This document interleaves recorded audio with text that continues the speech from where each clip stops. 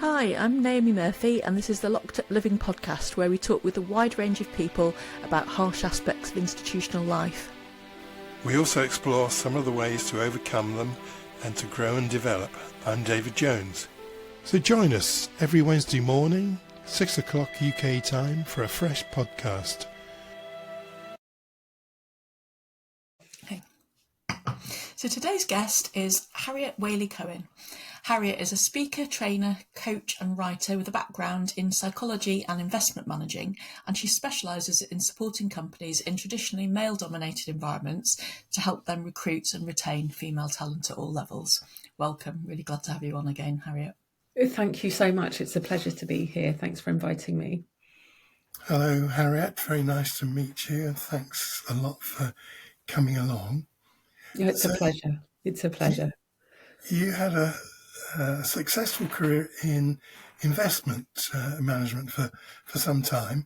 Why did you decide to strike out on your own after that? And then you started a new initiative focusing really, as I understand it, on diversity, equality and inclusion consultancy. Well, I would love to say that it was just a sort of straightforward jump from one to the other, but as always, there's a story behind it, and it wasn't quite that straightforward.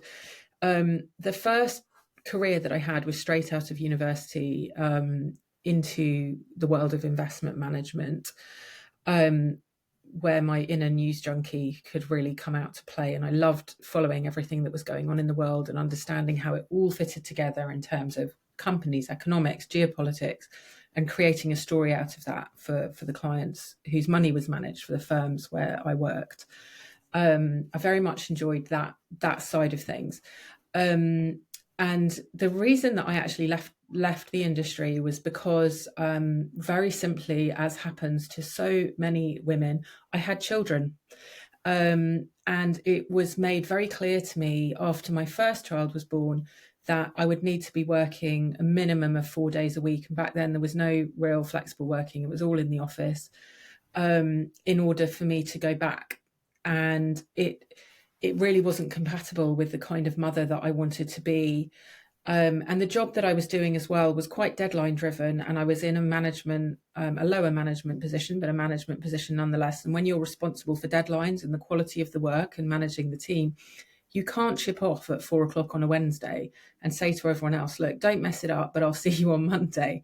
It's just simply not compatible. And it was very rare that it was simply 9 to 5. It was long hours, and none of that was compatible with being the kind of mother that I wanted to be. And I ended up leaving that job. And that career, and although I did do some consultancy and occasional work in the city for a few firms after that, it really became clear that the two things weren't going to be compatible. I know a lot of people, for their own reasons, will take a full-time nanny or whatever they'll do in order to keep their career going. But I think I didn't love that career anywhere near enough in order to keep going. And what happened was that actually, when my children were quite small, I think they were around 2 and 5, I also realised I needed to leave my marriage. And I don't want to talk about the details of that, but it was the right decision to make. And it was as the dust was settling after that I realised I was going to need to create something that enabled me to be the kind of mother that I wanted to be, as well as making a difference in the world and bringing all of my skills together. And at that point, I had already been voluntarily mentoring young women to turn their lives around from quite troubled backgrounds. And I'd found it incredibly rewarding. And so I decided to retrain in different modalities of coaching. And I retrained in health and wellbeing coaching, in women's leadership coaching, and in different modalities of public speaking as well, and then launched in that direction. And I spent the greater part of, almost a decade running that business. It was a women's empowerment business. And what happened as time went on was that I became more and more convinced that there's absolutely nothing wrong with women, and that what actually holds women back and convinces them that they're not good enough, and convinces them that that they're the problem is actually systemic barriers for women. And so I increasingly, over the last sort of 4 or 5 years, have shifted to an approach that could probably best be summed up as fix the system, don't fix the women. I do still support a number of women around, things that they want supporting privately, but ultimately my main focus now is on making that big picture change. And I guess because my background is in investment management, initially I do understand that world, and I understand what it's like to be a woman in a very male dominated organization and industry. So that's sort of really the route that got me where I am today. Thank you. That's a fascinating description. I love that phrase you use, fix the system, not the women. That's brilliant. But you mentioned earlier on that you'd already begun coaching some young women before you started your training. So how did you get into that? That sounds very interesting. That's also a good question. The reason that I became involved in that is because in my late teens and my early 20s, I had been involved in what can best be described as an extremely abusive relationship. And my coping method for that was to drink, effectively, to numb my feelings, to check out, and also to take drugs, which this older man that I was in a relationship with had introduced me to. And an awful lot of really, really horrible things happened within that relationship. And what happened quite soon after I exited that relationship was that I realized that I needed to deal with my unhealthy coping mechanisms. And by then, for a number of years, it had been a full-blown addiction. It was a sort of trauma response addiction, a solution. Drink and drugs were my solution to the extreme trauma and fear and everything that I was going through. And so I started my recovery journey, and that voluntary, and I was 26 at the time, and that voluntary mentoring was of young women from very similar situations who found themselves with drink and drug solutions, who wanted help to get out the other end. And so that it was within that framework, but it was so, and I still do support a small number of women very confidentially and privately in that way. And it's incredibly rewarding and very powerful. And I think it really showed to me the power of one person who's trodden that path before, who can give you even a single grain of sand of hope and say, look, it's possible that things could be better. And I think that period of my life and all of that mentoring work that I've done really informs my deep understanding perhaps of some of the darker side of misogyny, because I've seen it and I've lived it, as have these women that I've supported over the last 20 odd years. We've really seen it. And I think sometimes I think I'm not always as polite online when I write some of my posts and thought pieces about misogyny. And part of that comes from this deep place of traumatic experience and supporting so many others, and have heard hundreds, maybe even thousands of the most appalling stories of what young women and women have been through broadly at the hands of men in their lives, and the trauma and distress and addiction that it can cause. You are highlighting something important there that's come through from quite a lot of our guests, actually, Harriet, in terms of how offering people some inspiration and hope, that actually endings can turn out differently. You can create something different from your future if you're exposed to somebody who has some belief in you or is able to role model a different kind of outcome. I think it's so important. It makes such a difference just to have someone say, it doesn't have to be like this, and I got out from under, and I'll take you with me, and I'll shine the torch down the path for you, and I'll cheerlead you the whole way, and I won't judge you. And when it's just something really special that happens when you're talking to someone who's been through a really similar situation as you have, that empathy, that compassion, that me too factor. Thanks very much for telling us about that, Harriet. I hope I wasn't leading you down the path that you were uncomfortable with. Not at all. You were clearly describing a change in life which took place over time, and which consisted of a kind of mosaic of different events and activities. Yeah, Absolutely, absolutely. It all part of life's rich tapestry, I suppose. People sometimes ask me whether I regret it or if I could go back and change it, would I change it? And I think, well, I wouldn't be the person that I am now. I wouldn't have the wisdom, the life experience, the insight. And of course, I suppose it's another reason why I'm so passionate about what I do. I don't want other young women or any women of any age to go through some of the things that I've had to experience, or that some of the women I've mentored have had to go through. Yeah. Thank you. So, moving on, what does your company actually do? What does it actually do? Beyond ranting on LinkedIn, you mean? Which is what people seem to know me for.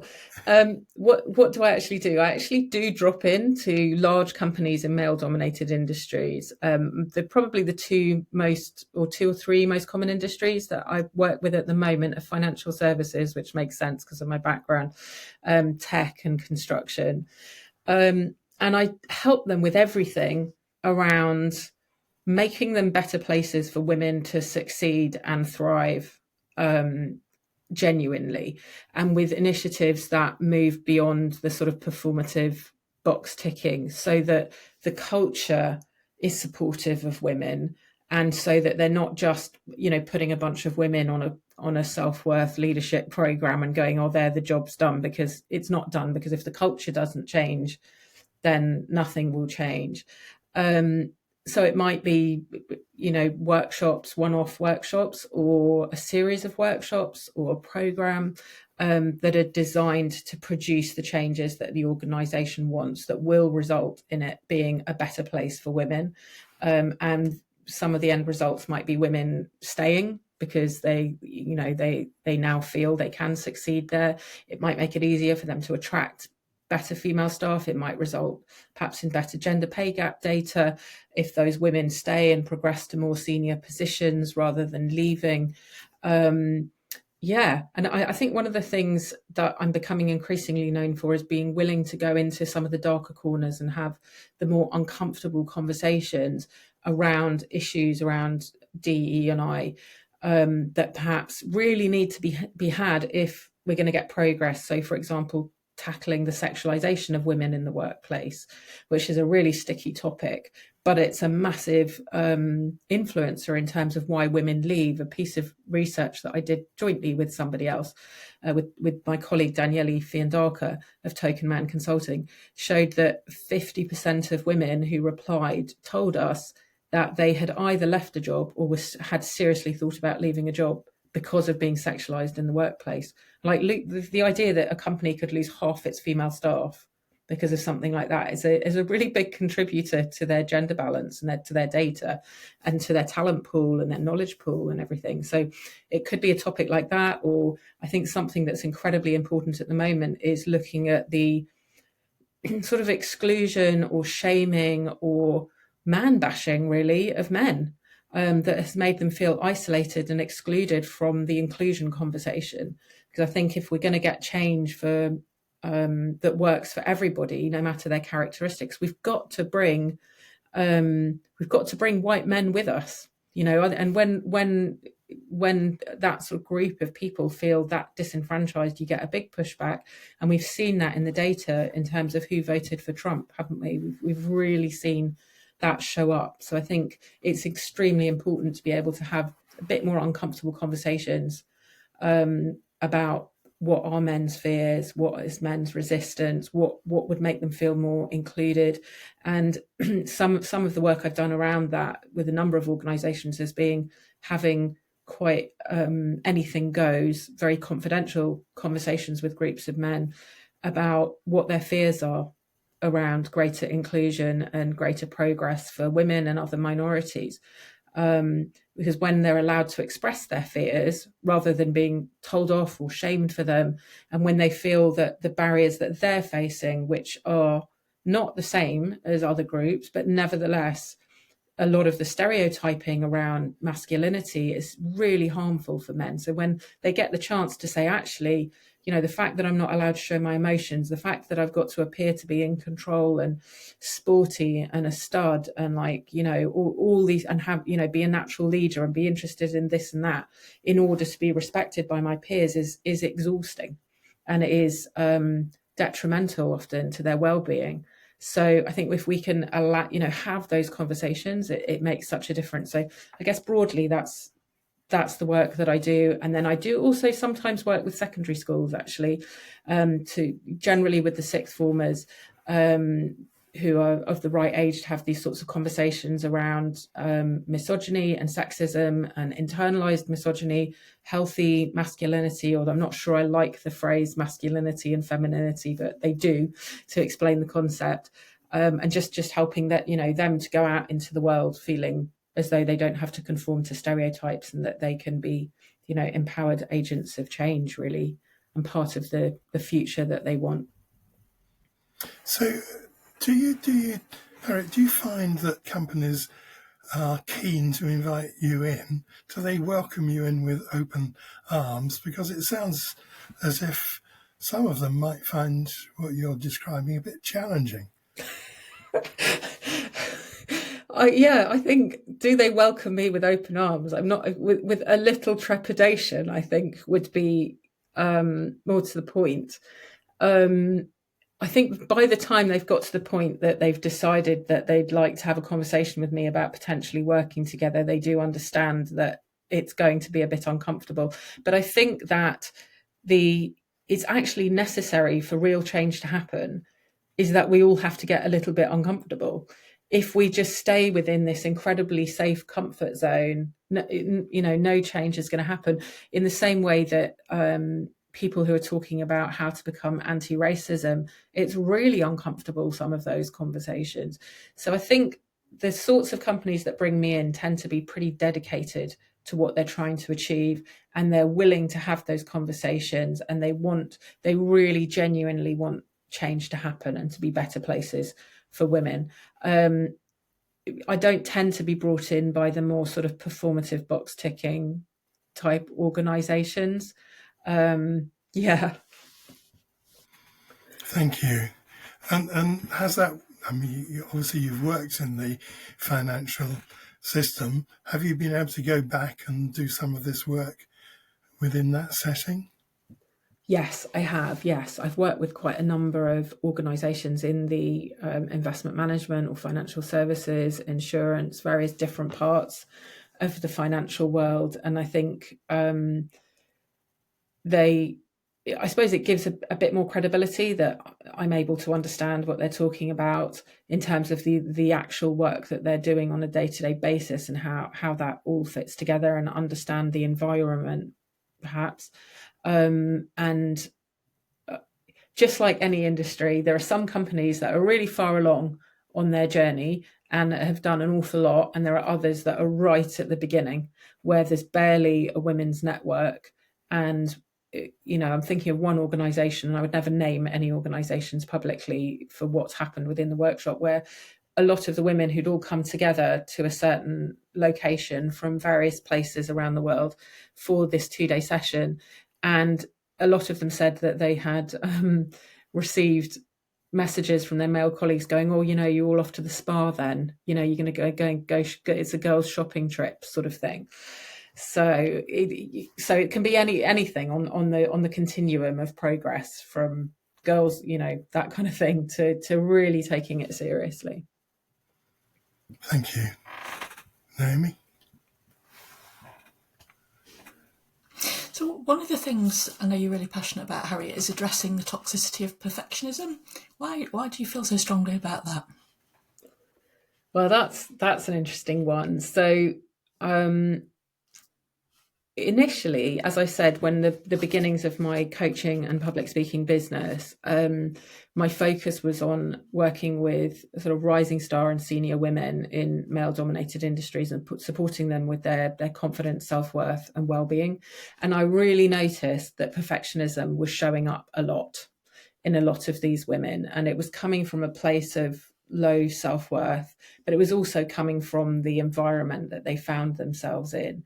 And what I also discovered was that in trying to go into organisations to support them to be better places for women, absolutely not a single organisation is going to put on a talk called "Do you not feel good enough? Come along and I'll help you feel better about yourself." And also, even if they did put it on, not a single employee, male or female, is going to show up to a workshop where they've got to admit that they don't feel good enough in order to attend. But is it acceptable to admit that you're a perfectionist? Absolutely. So it's a way almost of getting to the same people, but in a way that makes it acceptable for them to come and be part of the conversation. But I think that in specific industries and certainly fields like legal and medical and financial services, all those sorts of things, they're really high pressure and they're very competitive. And there's this real sense that people feel they've got to put up this front of perfection in order to be accepted. And it drives all kinds of unhealthy behaviors that harm their well-being. In women, it can actually sometimes show up as things like extreme people pleasing for that need for validation and over-giving and just taking on too much. And in men, it can cause some quite significant mental health challenges because they can't share about how they're feeling or how they're feeling that they're inadequate. And there was some anecdotal evidence that it could be one of the causes that contributes to the higher success rates in male suicide numbers, which is really tragic.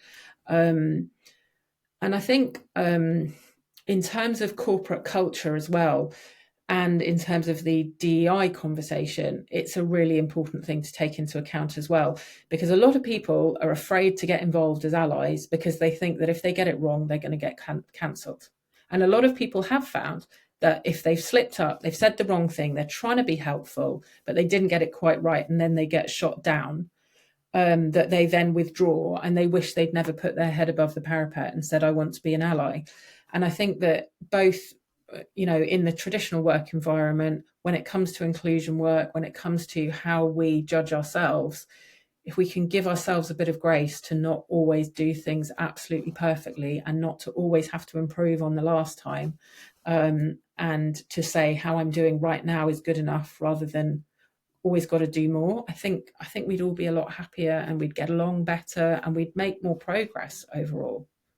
So I think it comes in on many different angles, this piece about perfectionism and how it can become so toxic on so many levels. Thank you. And I was wondering, Harriet, it sounds like you might be given some quite unpopular messages at times to organisations, and it can be quite hard to do that when you're part of an organisation, you've got good relationships with colleagues. So I wondered how do you manage that, to walk that tightrope of getting along with people enough for them to like you and be willing to give what you have to say, listen, whilst also not being collusive and managing to give them the challenging message that they actually need. Yeah, I think it's in the initial stages of working together. So let's say we're in a workshop environment, it's how you set it up in terms of the safety and the purpose of it as well. I think if people are bought into the why are we looking at this topic, and you can bring them on board with that and you've already helped them to feel safe and as though they're not going to be judged and it's okay if they ask stupid questions or they get things wrong, then it becomes possible for them to be open-minded to listen.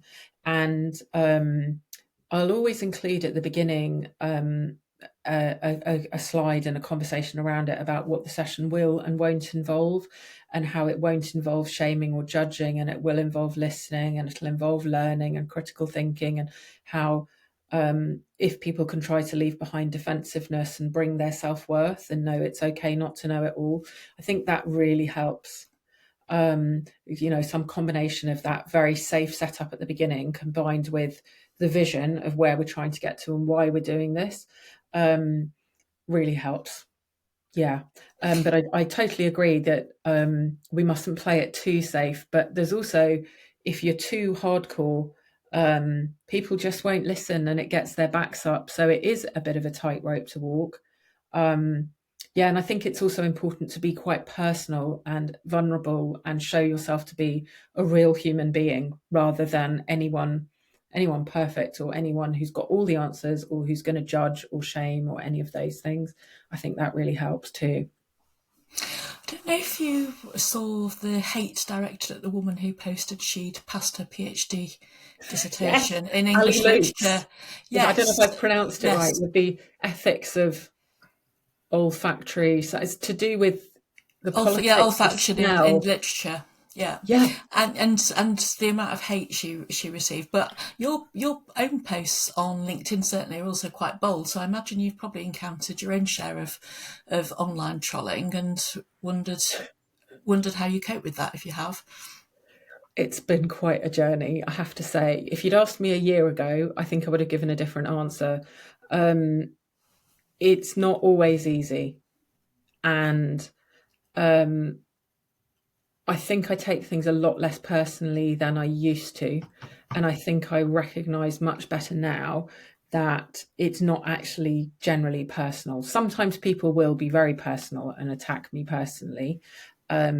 And other times you're like, oh, it's the not all men guy, or it's the lighten up, love, it was just a joke person, or the but women are violent too comment. You start to go, oh, I know I'm going to put this up, so I'm going to get all this category of comments. And I think it's about, for me, it's been about detaching it from being a personal attack, not allowing it to mean anything about what I'm trying to achieve, and staying focused on the bigger purpose piece. And it's also about having really great support around me and behind me, so that if I do think, oh my, I've had a horrible comment or a horrible hit piece written or whatever it is, trying to rubbish what I'm saying, is to have safe places that I can go to, people I can go to and just say, this thing has happened and I'm not feeling great about it. And there's also quite a group of us, I would say, who work in the inclusion field and who face that sort of thing as well. And sometimes we might ping each other. I've had colleagues ping me and say, I'm getting some real heat here for this. Or I might ping some male colleagues if I'm getting a lot of heat from, it's usually men with faceless profiles and about 3 connections. They might even be bots, I don't know. But they will come and support online as well, which really helps. I think one of the things I found that helps, and that I always encourage any person who's been to one of my resilience events and workshops, or who's worked with me in coaching, is to know that in order to respond rather than to react and to be able to choose, we need to have a full tank, or a relatively full tank. And so I have to really look after my well-being too, to make sure that I'm able to come from that place. And actually just this morning, I noticed that I was feeling a bit tired and a bit hungry and this, that, and the other. And then I started to fire off a reply to somebody. And I just went, hang on a minute. Is this real? And sometimes it's just that self-awareness moment to go, so do you really want to get in a row with this person? Is it really worth your time? Yeah, but it's got easier. I think the time when I found it the absolute hardest was in the spring of this year, when I faced what can best be described as an anti-Semitic pile-on. And yeah, that was really challenging.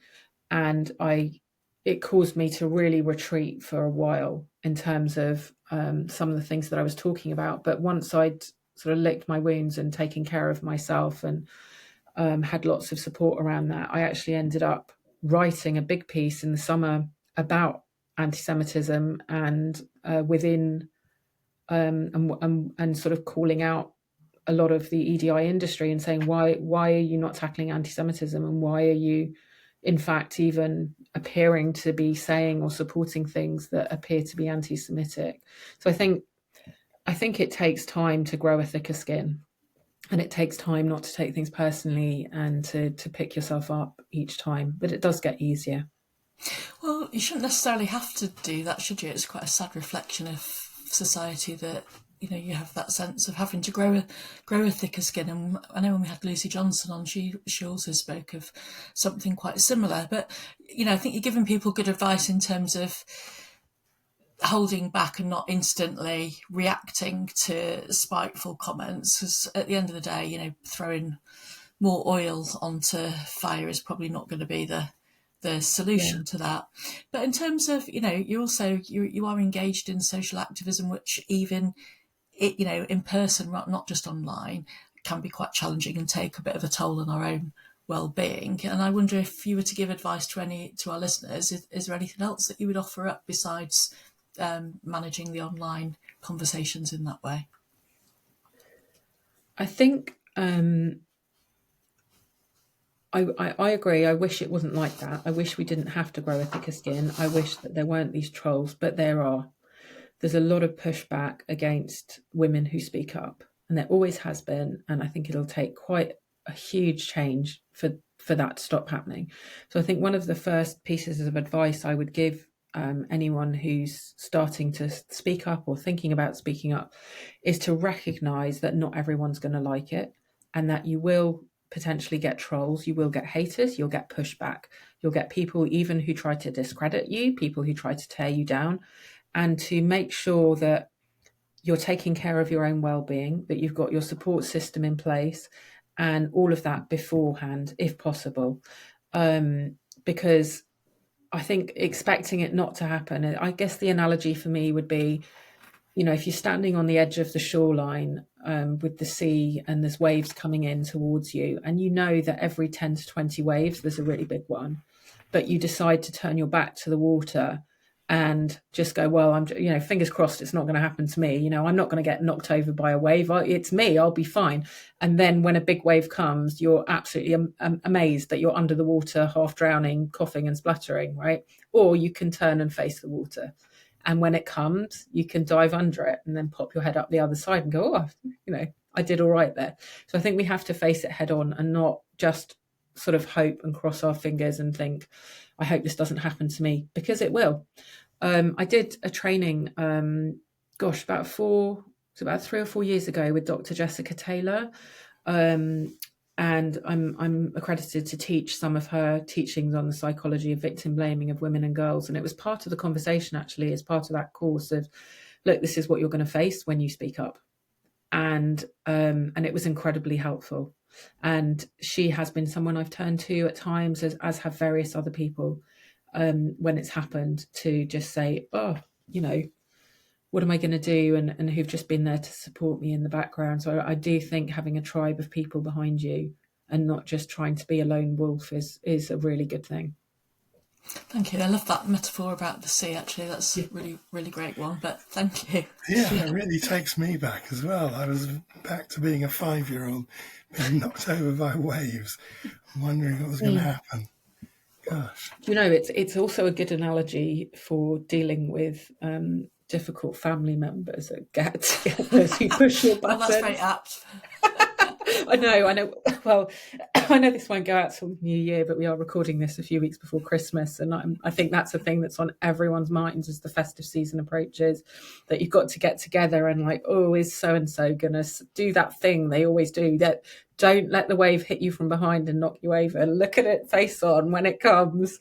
Yeah, you just have to expect the sea to be the sea, or the trolls to be the trolls, or the difficult relatives to be the difficult relatives. Lovely. Thanks very much, Harriet. You're welcome. So, have we come to the end, Naomi? We have indeed, yes. That was great. Thank you so much. Thank you. Yeah, really nice. I love your use of metaphors in that conversation. Really glad to hear that. Yeah, thank you. And really thoughtful questions, actually, as well. Thank you. Yeah. Naomi thought up the questions. They were indeed very profound. Thanks a lot.